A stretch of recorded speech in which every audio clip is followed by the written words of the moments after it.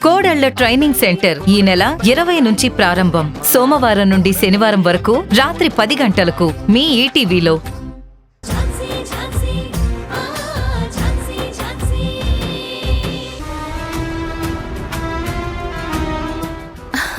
Hi madam. హే ప్రియాంక, ఏంటి అక్కడే ఆగిపోయావు? రా.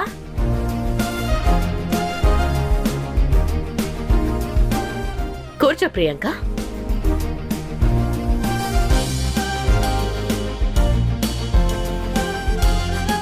చెప్పు ప్రియాంక, ఎనీ గుడ్ న్యూస్?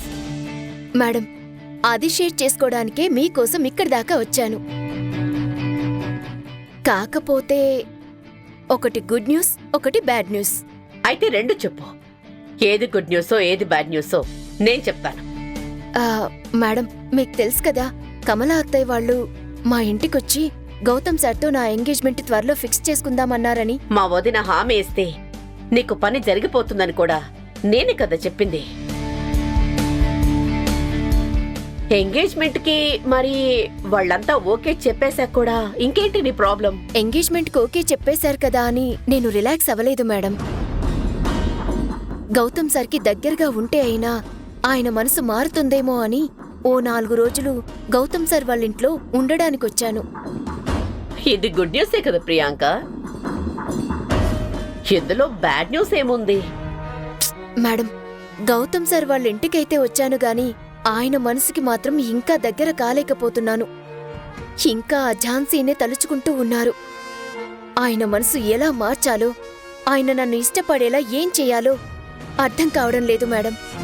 అందుకే మీ దగ్గరకొస్తే ఏదో ఒక సలహా ఇస్తారు కదా అని వచ్చాను. ముందు ఎంగేజ్మెంట్ జరగనివ్వు. ఎంగేజ్మెంట్ జరగడం అంటే సగం పెళ్లి అయిపోయినట్టే. ఒకళ్ళ మీద ఒకళ్ళకి అధికారం వస్తుంది. అప్పుడు కొద్దిగా చనువు తీసుకొని మాట్లాడు. గౌతమ్ మారే అవకాశం ఉంటుంది. Thank you madam. మీరు చెప్పింది అక్షరాల సత్యం. ఎంగేజ్మెంట్ అయిపోయిన తర్వాత మీరు చెప్పిన విధంగానే చేస్తాను. అలా చేస్తే గౌతమ్ గారు మారే అవకాశం ఉండొచ్చు.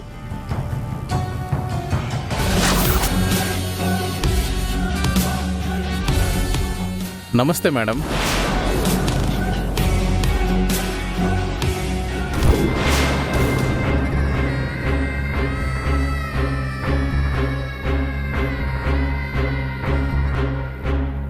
మేడం, బాగున్నారా? ఏంటి ఏకంగా ఇంటికే వచ్చేసావు? అసలు నీకు అడ్రస్ ఎవరిచ్చారు? ఏం చేయమంటారు మేడం, అవసరం వచ్చినప్పుడు మిమ్మల్ని వెతుక్కుంటూ రాక తప్పదు కదా. అది ఇల్లైనా కోర్టైనా వెతుక్కుంటూ రాక తప్పదు కదా. వచ్చే ముందు ఫోన్ చేసి రమ్మని నీకు ఎన్నిసార్లు చెప్పాలి? మేడం, నాకేమో డబ్బులు అవసరం, మీరేమో బిజీగా ఉంటారు. ఆ బిజీలో లిఫ్ట్ చేయలేదు. అందుకే ఇలా డైరెక్ట్గా వస్తే వెంటనే నా అవసరం తీరినట్టు ఉంటుంది. పైగా మీలాంటి గొప్ప వాళ్ళ దర్శన భాగ్యం చేసుకున్నట్టు ఉంటుందని వచ్చాను మేడం. మేడం, ఎవరితను మిమ్మల్ని డబ్బులు అడగడం ఏంటి? ప్రియాంక, నీకొక విషయం ఇప్పటి వరకు చెప్పలేదు. మా వదిన మీ పెళ్లికి ఒప్పుకోవడానికి కానీ ఆ ఝాన్సీని గౌతమ్కి దూరం చేయడానికి కానీ కారణం ఇతనే.